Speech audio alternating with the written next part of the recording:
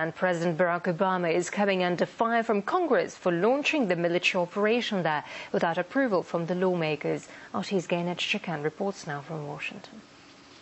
U.S. lawmakers are saying that President Obama has to either stop waging war in Libya or ask for congressional approval.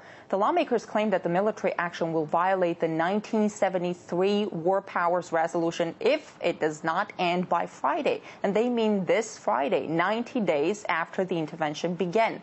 Under the U.S. Constitution, to wage a long-term war, the president needs to get authorization from Congress. Analysts say the Obama administration will certainly find a way to get around the requirements by referring to his rights as commander-in-chief, as well as certain legal speak. Up to this day, the administration has refused to say war when it comes to their actions in Libya. They call it kinetic military action, but as a result of that kinetic military action, civilians are bombed every day. A group of international observers is now in Tripoli, including a former U.S. Congresswoman, Cynthia McKinley. We spoke with her a few days ago. She said they heard and they counted 89 blasts in just one day. Those are civilian neighborhoods. 89 bombs dropped in just one day. There is a lot of concern that the voices of those who are caught up in that horror in Tripoli go unnoticed in the international community.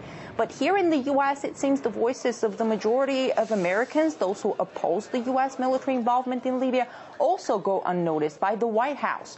The administration continues to stress the good cause that they pursue in Libya, but some analysts say the administration also seems to be in denial when it comes to the will of their own people regarding the issue, as well as constitutional procedures. Legal experts say there is not much congressmen can do to force the president to comply, at least with the U.S. Constitution, because there are ways to get around, ways the Obama administration seems to be using extensively. Most congressmen now criticize President Obama for, as they say, ignoring Congress. But Capitol Hill observers say it's mostly political games that the lawmakers are playing to score points by snubbing the president. Come the day to actually vote, the majority of them will vote for more military spending, as they always do.